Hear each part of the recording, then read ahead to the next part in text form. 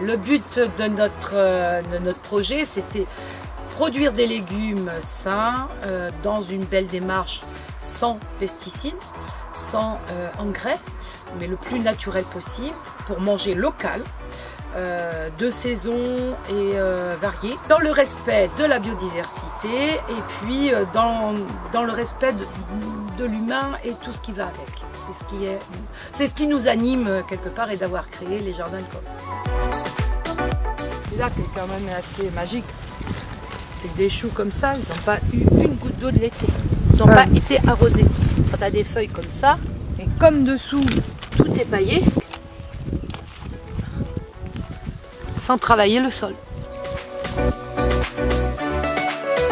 Je fournis une cantine, la cantine du Giroir. On a commencé ce partenariat depuis 1 an. J'ai commencé des livraisons aussi sur le Talmont. Là, donc ça démarre depuis quelques temps. Donc là, il y a aussi cet effort aussi d'aller me déplacer. Et puis, j'ai des restaurateurs.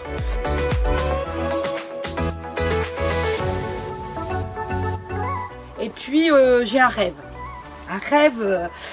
Voilà, je serais contente si on peut le réaliser, mais c'est vrai que ce rêve, aujourd'hui, tous les producteurs qui sont locaux devront un jour se rassembler pour faire un magasin de producteurs. C'est essentiel, parce qu'on ne peut pas demander au client final d'aller se promener de ferme en ferme.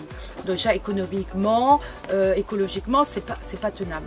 Et là, ça ferait même le lien social, parce que pour moi c'est l'avenir. Et puis comme on a des fermes qui vont se libérer, eh bien, comment on peut faire tous ensemble pour mettre des porteurs de projets qui, eux, n'ont pas besoin de 100, 200, 300 hectares, mais qui ont besoin peut-être 3 hectares pour faire du maraîchage. Pourquoi pas ?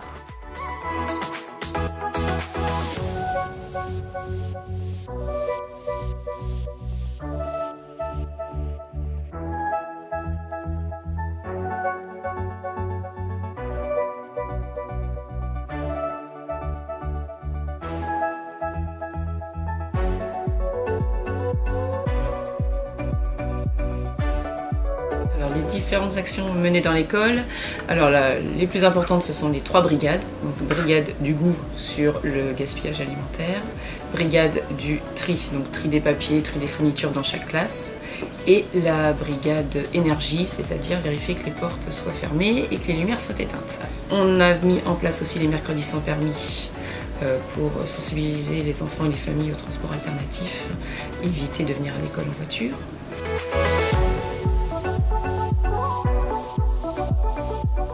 Cette année, pour le marché de Noël, on crée des produits d'hygiène et d'entretien, comme la lessive avec de la cendre, du déodorant naturel, des pastilles pour la vaisselle, des petites lavettes, des petites choses comme ça. On a fait de la lessive, on va faire du déodorant, on va faire des choses écologiques.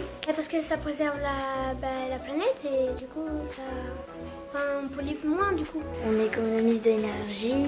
Après chaque récréation, il y a une brigade, et ils passent dans les couloirs et éteignent les pièces où il n'y a personne. C'est à ces enfants-là, c'est à cette génération-là qu'il faut apprendre les choses pour que leur impact écologique, voilà, leur trace soit moindre et qu'ils fassent très attention à notre planète.